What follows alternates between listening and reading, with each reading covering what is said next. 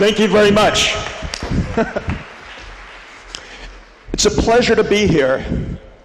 Thank you. You've got a beautiful city. So, when Andreas invited me to come here, I quickly accepted. I'm a venture capitalist, and he told me there's two things that I need to know about Lithuania. He said, you know, we have a lot of entrepreneurs. And you know, I've never been to Lithuania, so I said, you know, I've traveled all over the world. I've been to some 60 countries, but I've never been to Lithuania, so I said, you know, I'm going to come there. Because there's two things that I really love as a VC. One is entrepreneurs. Who among you here is an entrepreneur?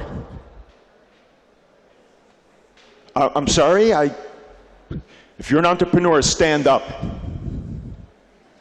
Please, stand up.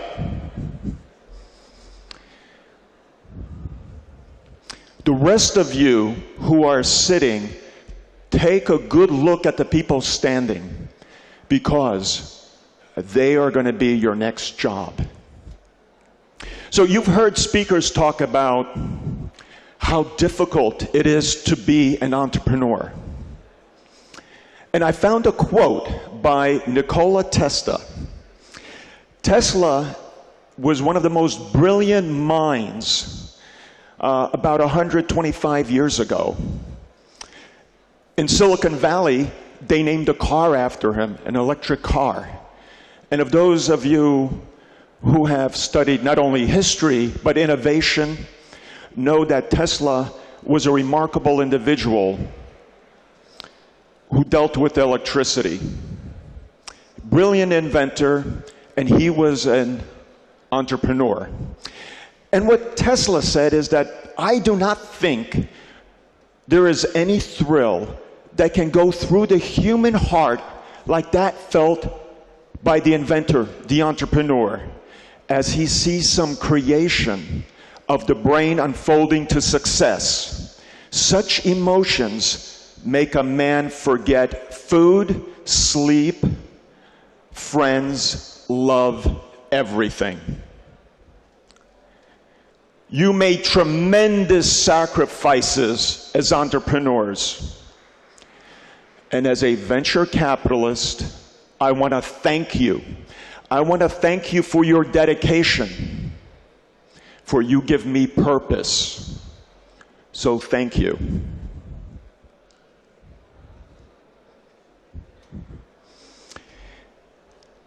Just to tell you a little bit about myself, I consider myself to be a venturepreneur, not just a venture capitalist. My firm, Mobility Ventures, we are a new breed of investor. We're all company builders. I've been involved with over 20 startup companies, and some of them with nothing more than a PowerPoint presentation. I've taken ideas from universities and have turned them into big companies. But to be an entrepreneur takes hard work. And I understand that because I am one of you, and I was one of you, starting 6 companies and so on. I was also part of Nokia's startup team in the United States. I was employee number 2 in the 90s, early 90s, helping to them become a big giant that they had become. So it takes an understanding of what it takes to be an entrepreneur, to be a successful investor.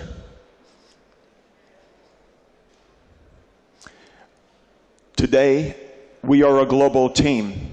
We have a presence all over the world, from Europe to Asia to South America. Everything we do globally.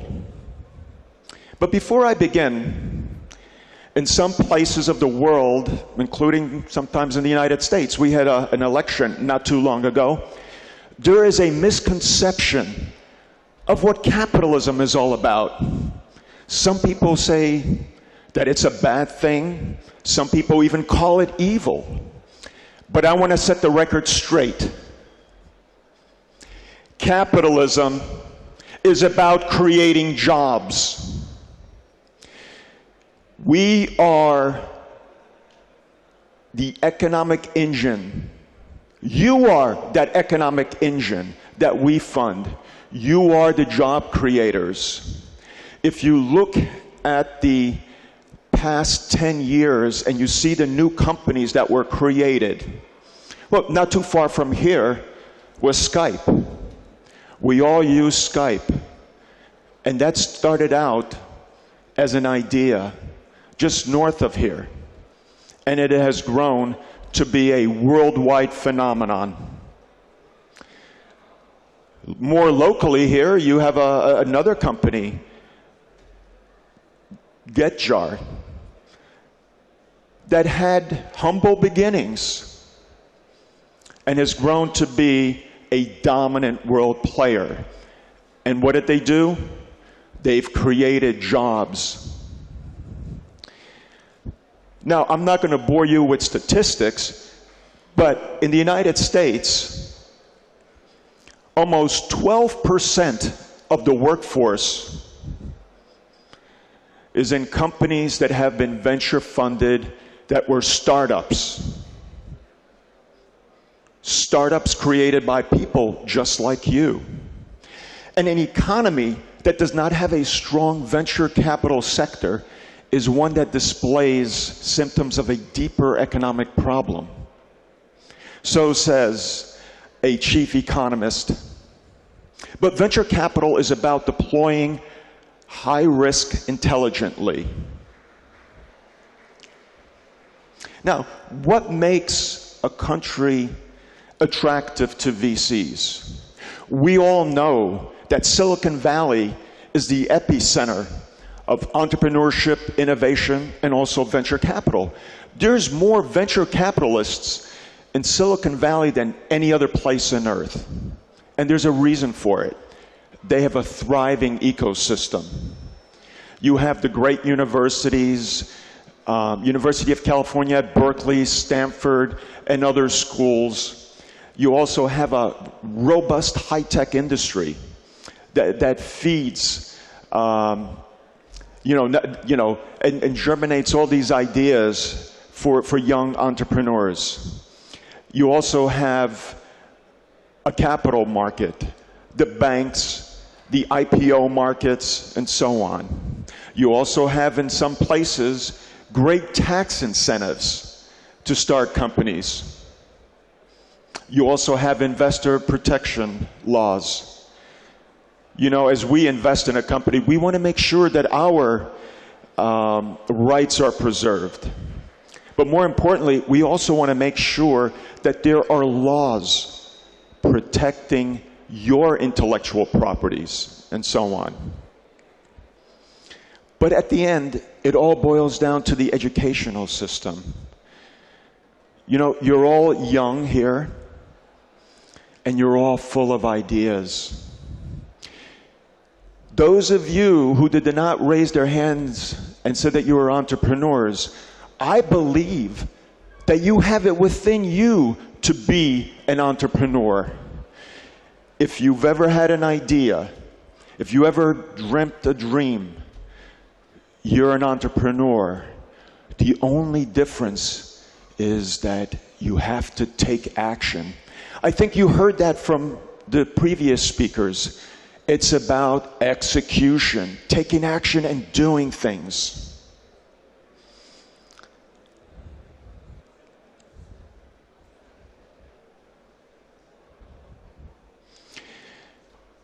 Now, Silicon Valley, though it may be the epicenter of innovation and entrepreneurship, those things are not exclusive to Silicon Valley. Innovation happens all over the world. I consider myself to be a prospector. You know, some 150 years ago, people were going from the east coast of the United States to California. There was a gold rush. I believe that there is a gold rush right now, and it's happening all over the world, and I'm a prospector. I am looking for that golden nugget. I am looking for that diamond in the rough. And that diamond in the rough may be sitting in this room. That golden nugget may be sitting in this room.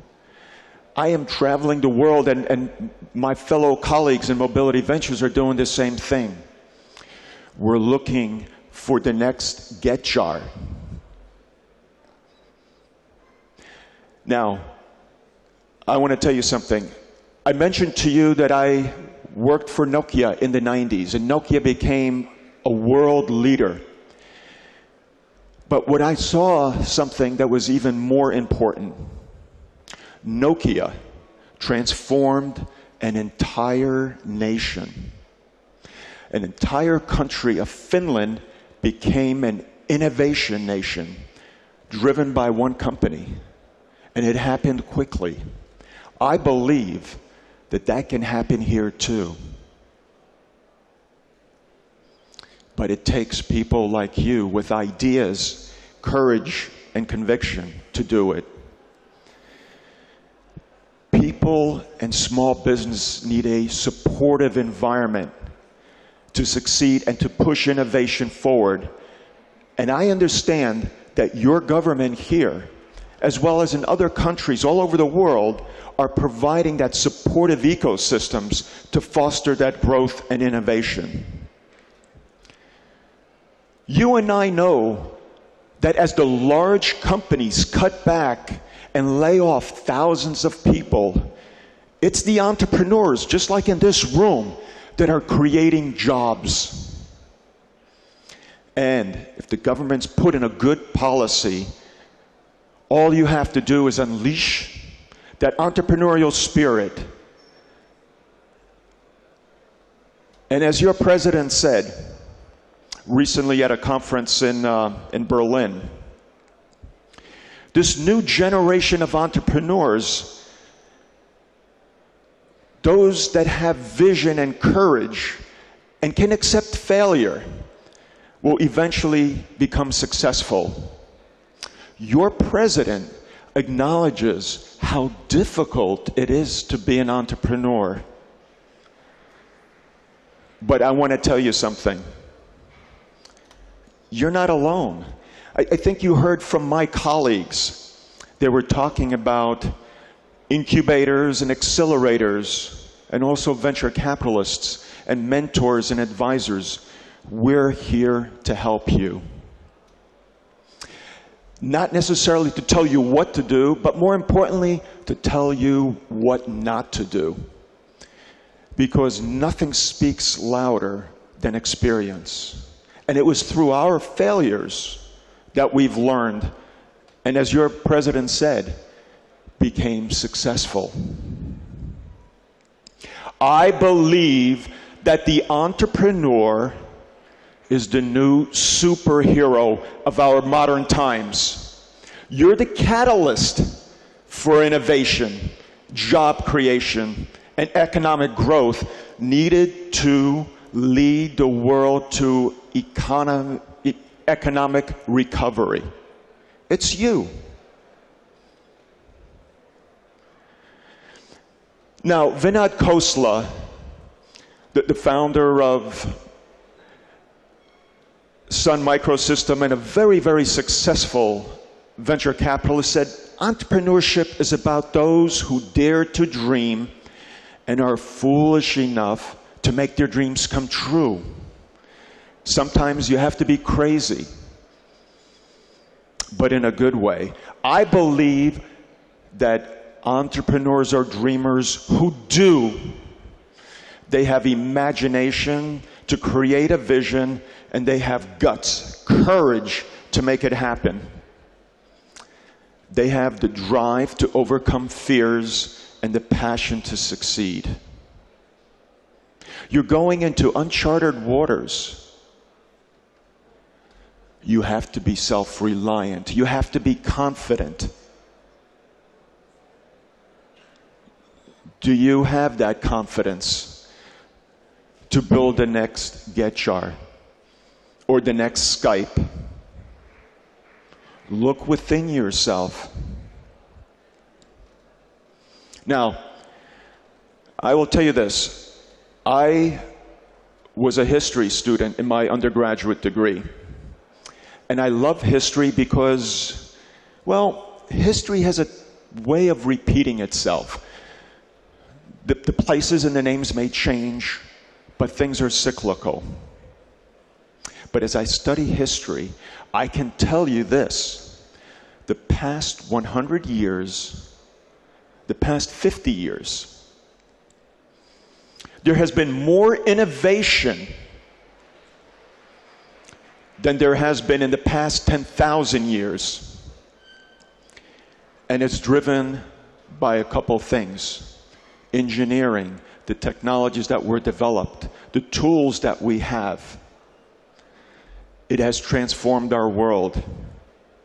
But what distinguishes between a leader and a follower is innovation. You just cannot rest on what you created today because tomorrow it may no longer be relevant. If we look at the past 25 years, and I have a 10-year-old son, Alex, and a 13-year-old daughter, and I tell them how my world was when I was their age. I told them we had only 5 TV channels. We were listening to these big vinyl discs that had maybe 7, 8 songs on them. At that time, Amazon was a river and Apple was a fruit. My kids know a world where when I say Apple, they think of an iPhone, an iPad. They don't think of a fruit. When I mention Amazon, to them it's not a river, but it's an online shopping site. The world is different for them. When we look at the past 25 years, I grew up without the internet. I grew up without a cell phone. I've been very fortunate that for 30 years, I got in at the right place and at the right time, and I grew with an industry and developed some of the world's first products as an innovator in the cell phone industry. But we look at fiber optics, commercialized GPS, all of these other things that have changed our lives. They were all done by, who do you think they were done by? They were done by entrepreneurs with vision. Companies are made possible by entrepreneurs who think everything is possible and they strive to make it happen. Now, you entrepreneurs in the audience, you have vision. I want you to go and make it happen. You know, people say these are challenging times all over the world. I've been through many cycles of challenging times. I can tell you, 1999 was a fantastic year for me. I was making tons of money by doing nothing. I went and started a company called eLife, which I was spinning out of Nokia. On a PowerPoint presentation, I raised $10 million. And you know what? The investment bankers wanted to take it public. And they're saying, you know, this is going to be a next billion-dollar market cap company. Well, it's not 1999. The party is over. If we look historically, as I said, I studied history. One of the most challenging times globally was the Great Depression. No, not the Great Depression in 2008. I'm talking about what happened in 29 and the 30s. But during that time, it was a time to create new opportunities. A challenging time presents opportunities. Now, You all probably played this game called Monopoly. I want to see some hands. Have you played Monopoly? All of you. And it's a board game. You know, we have the Supercells and, you know, we have Rovio and other great companies, but here is a game that was timeless, that was invented during the Great Depression. The Xerox machine, the copier, which, you know, a lot of people don't use anymore, but that was invented at that time. The car radio, the electric razor, the laundromat, the supermarket, the chocolate chip cookie. Oh, and yes, a feminine product. But if we look at more recent challenging times, we see some great innovations that have happened now. You know, I mentioned the Amazons, Facebook, Twitter, YouTube, Google, GetJar, Foursquare, Groupon. These are the new leaders in their respective industries. And what are all of these companies doing? You know, I had the honor to meet Ilya, the founder of GetJar. Remarkable individual. I read about his story, how he started a company, and he'll tell you he's created jobs. All of these companies. Groupon, over 10,000 jobs in the United States and growing worldwide. Amazon, Google, these are job creation engines. Remarkable. Now, I'm a big fan of Peter Drucker. So when I went to school, Drucker is considered to be the father of management. Drucker said that the entrepreneur always searches for change, responds to it, and exploits it as an opportunity. But opportunities are about creating value, not just lowering costs. The failure of some entrepreneurs who believe they haven't come in at the right cost is that they haven't communicated the right value. I hear a lot of ideas. I deal with a lot of brilliant technologists. And a lot of times what I hear is the following. What I have, my technology, is utterly unique. I have no competition. Nobody is doing it the way I'm doing it. And I say to them, that may be so, but the marketplace is looking for solutions. There's a lot of ways to kill a mouse. It's not enough to build a better mousetrap. You really want to get the mouse. So what I say to you, understand your value proposition. A lot of times you'll get caught up in the specification and you could say, you know, my cage is made out of galvanized steel, it's made out of titanium, it's green, it's a humane way of killing the mouse. It doesn't matter. What matters is that you've created something of value that somebody is willing to buy and pay for. Remember, the marketplace is looking for a solution. And you may have a solution, but there are other ways of achieving the same result. So, good ideas are not enough. Good ideas abound. You know, you're telling me that, hey, I'm going to be the first to market. That's a false comfort. You heard today that Google was not the first company. They were not the inventors of search. There were probably 7, 8, or whatever it was, but they did it better than everybody else. Don't ever say you have no competition. If you have no competition, you have no market. there's always a competitor. If there is a market for something, you will have competitors. You better have a viable business plan. A viable business proposition. And at the end, it's about execution intelligence.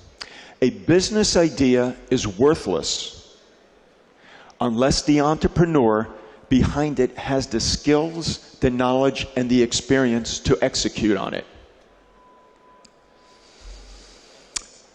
Now, I'm Mobility Ventures, and Mobility Ventures focuses on the whole ecosystem of wireless. And we all know that today, there is not a company or an industry that's not impacted by wireless. So, some of the opportunities that you entrepreneur or those that strive to become entrepreneurs, what I will encourage you is the following. If we look at this multi-trillion-dollar opportunity, we see that it's more than just a device that we have in our pocket. When I started out in this industry, we had car phones. These were these huge boxes that were installed in a car. These were not the nice, sleek, slender iPhones and Samsungs and Nokias that you have today, but these were these huge boxes that went into a car. And when I was a young product manager, and we were doing market studies and so on, research, people would say, well, why would I want to have a car phone? Who is going to call me in the car? And we used to say, you know, when you leave your home and you're driving to the office, people will want to reach you. And they would say, why? That was the thinking back then. And this is in the 80s. We didn't give up. We didn't listen to all of these analysts and people that said, you know, there's going to be a small market. We carried on. And we knew with foresight that our world is constantly evolving. And today, I don't know a man, woman, child who doesn't have a mobile device. But it's going to be more than that. If we look into our near future, we see billions and billions of connected devices. It's about having intelligence for the home. It's about having personal networks. It's about mobile health, mobile security. You know, your cell phone now is monitoring your various vital signs, or managing your chronic illnesses, and so on. We also know that our devices are a great source of entertainment for us. Some have TVs in it, some have music, and so on. That mobile device that was back in the 80s just a communication device for voice has turned into an indispensable device that we carry with us at all times. Look at the opportunities this presents. You know, we look at mobile education. This device now gives us connectivity to anywhere in the world. You know, once upon a time, taking a correspondence course or an online course, well, was not taken seriously. But today, Stanford and Harvard and other schools and professors are teaching and educating students, not in a classroom, but around the world, and tens of thousands of people are auditing and listening in to their lectures. Think of the opportunities that presents. Think of the opportunities as we interact with some of these devices. You know, There's biometrics, there's voice recognition technologies, there's gesture and eye tracking. These are all new technologies that are being invented to make our life easier, more enjoyable. And think of the challenge it presents. As I said, with each challenge, there's an opportunity. Think of the enormous amounts of information that is now being transmitted by these devices. Opportunities for security and so on. These are some of the things that you need to be thinking about. How will I take advantage of it, and how will I create a solution for this opportunity? So, as an investor, as a venture capitalist, as a venturepreneur, we always look for opportunities with a substantial market. We realize that it may take time to develop that market, but we also look for sustainable business models. It's important at the end, and this is where the venture capitalist of me comes in, that we make money. We always, well, I'll tell you this, I don't invest in an idea, I don't invest in a product or a technology. I invest in you.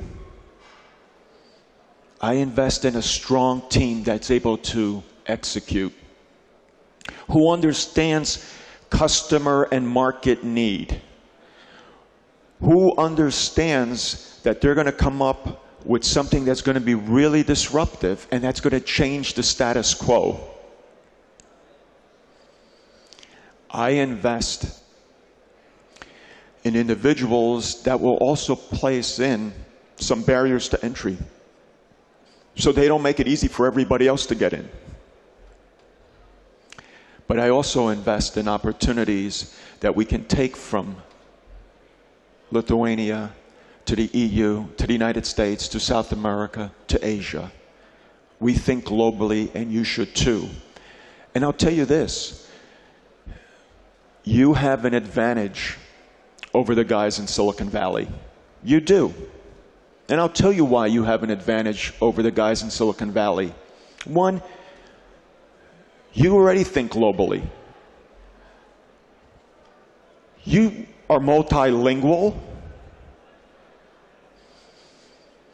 You're international. You're probably more well-traveled than most guys in the United States.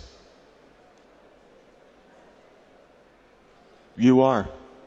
You ask how many people in the United States, a lot of the entrepreneurs, how many languages do they speak? First of all, I'm not talking to you in Lithuanian, so I know you speak English. And I've met some of you, and you know what? You speak English fluently. And I hear some people speak German. I also understand Wy говорите по-русски. Some of you mówicie po polsku, sprechen Sie Deutsch. You speak multiple languages. You have an advantage over the other guys. Take advantage of that. You think globally. Think about it.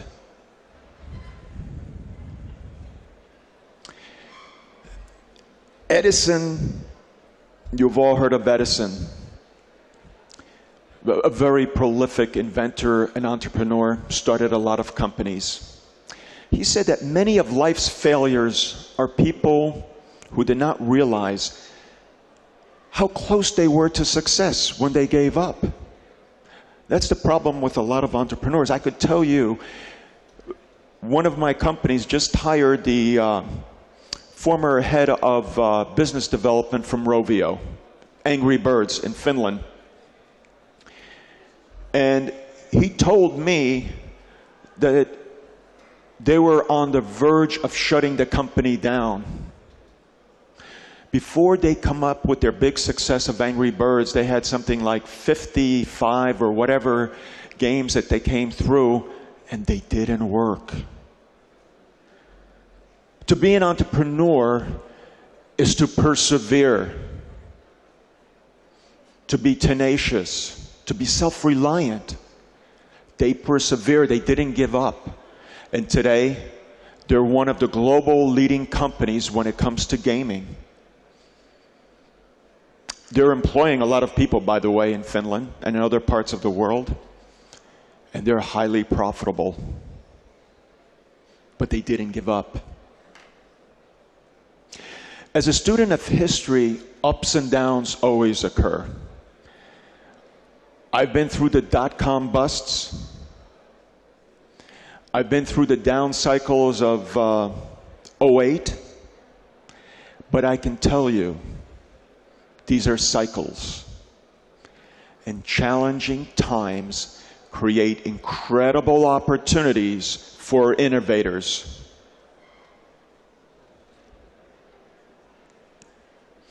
So, I'm not going to go through the list because my presentation is will be online. But I will tell you this. Understand your value proposition. Take a hard look at that competitive landscape. Raise as much money as you need. And use your capital wisely. Listen to your customers. That's something that I've always done. I consider myself to be an anthropologist before I'm a technologist. As I said, I've traveled the world and I study how people live their lives in their environments, how they interact with certain technologies and products. And I took those learnings and I have created opportunities and solutions for that. Listen to your customers. Work with the best. When you're on a startup, you want people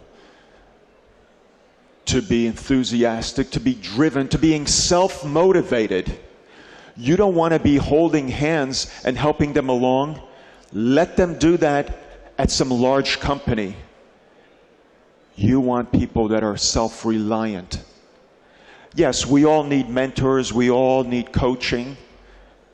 I do. Life is about learning. But you want people that are self-motivated. People that are passionate, that are willing to work, as some of my colleagues had said, 24/7. It's a Friday night, 10 o'clock at night, you're working in the lab, you're behind that computer writing software code. That's dedication. You're not out there clubbing and so on. You're dedicated, you're committed. You're committed, and entrepreneurship is about commitment. Seeing that dream come true. Seeing that dream become reality. It's all in the execution. Now, I will tell you this. This is a fantastic time to be starting a company. There's money out there. There's money out there for good ideas and great teams.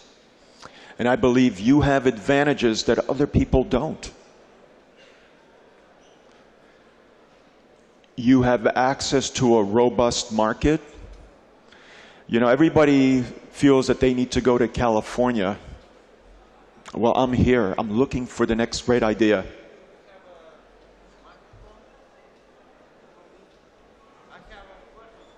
Sure.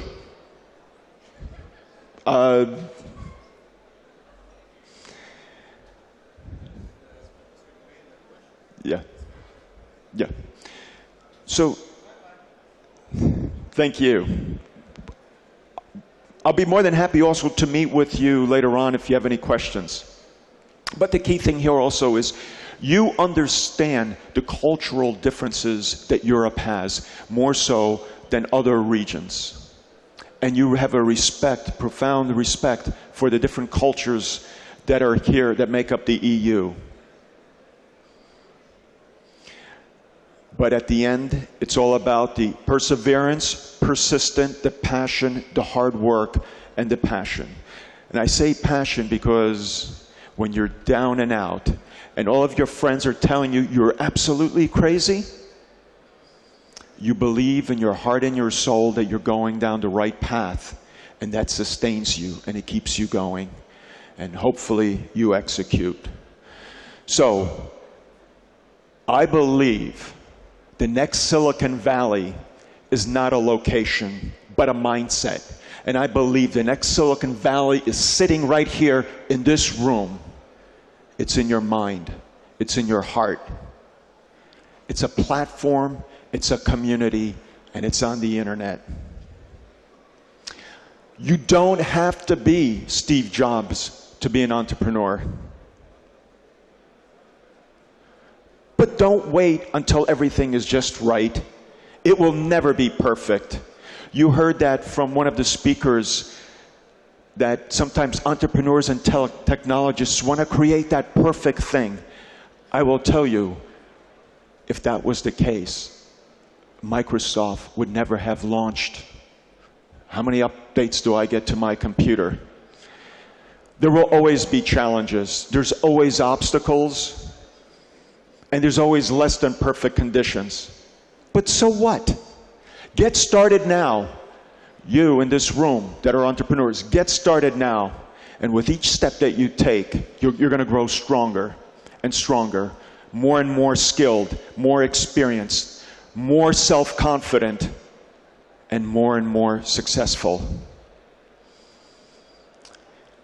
Now, a very prominent Lithuanian, Josas Kaskakas, who started your telephone company in the 90s, had said that to be successful, sometimes you have to create your own destiny. And I'm paraphrasing him.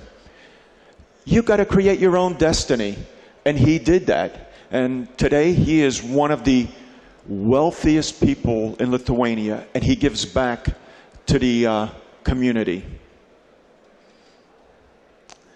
I believe that entrepreneurs are changing the world. You in this room have the power within you to change your world. And as a venture capitalist, I want to be by your side and help you succeed. I believe that entrepreneurs rock! Thank you very much. That was awesome, Owen. That was awesome. Yeah. Give back. Can I ask you to go down a bit lower so people in the back can catch it? Just go down the stairs. Oh, sure. So that they can catch it in the back. Woo! Oh, nice. Fantastic catch. Thank you very much. That was great. Thank you so much.